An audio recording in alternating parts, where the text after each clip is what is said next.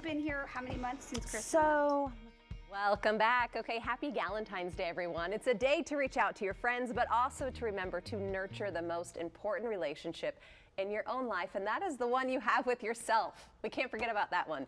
Here to share ways that we can build a deeper, more meaningful connection with yourself is Ashley Bernardi, who is a CEO, life coach, and award-winning author of Authentic Power. Welcome back to Great Day. Thank you, Ellen. So happy to be here. Oh, happy Galentine's Day. Happy Today Galentine's. is my heart. Galentine's Day. That's right. That's okay. right. Today's Galentine's Day. Normally we think of it for our friends. You're going to go out with the girls later, but you were saying today we should remember ourselves in this. It's the most important thing, and if you want to foster these deeper connections and relationships with your friends, with your loved ones, with your partners, with your kids, you first must go within and focus on, give yourself that time and space to love yourself as if you would a friend. It's so hard though when you want to prioritize everyone else. Yes. You have some good tips for us today on how we can put ourselves first. Exactly, I do. And I will say, I know how hard it is because look, we're moms, we're working, we always are trying to get the lunches, volunteer for all the activities. It's a hard thing to do. I promise you, if you can prioritize just a little bit of time for yourself,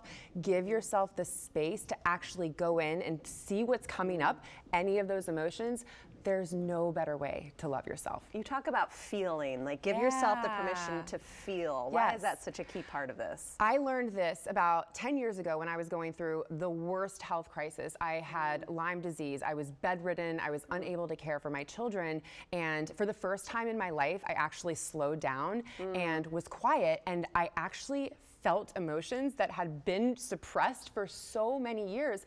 Once they started coming up, that's when I started to heal. So the feel framework actually allows you, gives you that permission and that practice to process any emotions that may have been suppressed. So first would be to focus. What is that emotion? And just take a pause. Like what's showing up? Maybe your back is tense. Maybe your stomach has knots in it.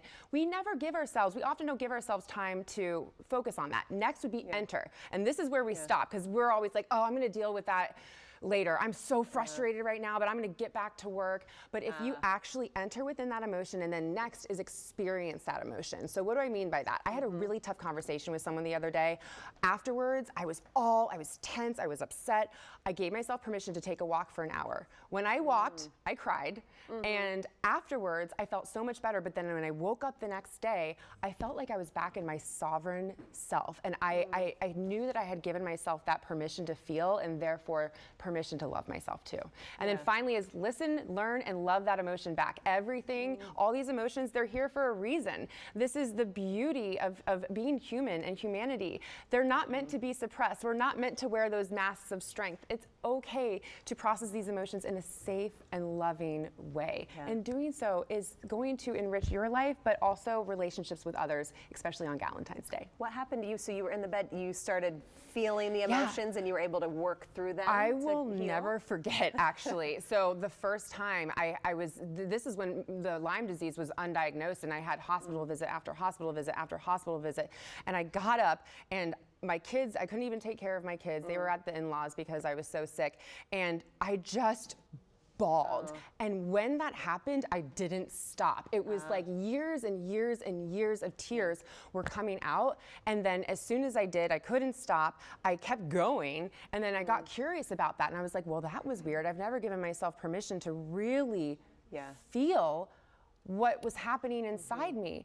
And the thing that happened was I started physically healing too. Yes, with Lyme disease, and I had the medication, but I know that that piece of me on a very just body, physical, metaphysical level was a big important part of my healing journey. Yeah, people have got to pick up your book because it comes from trauma and a story that's even bigger than just Lyme disease. Thank you for being here, for helping inspire us all. You can learn so much more from Ashley about how to find that self-love this Valentine's Day.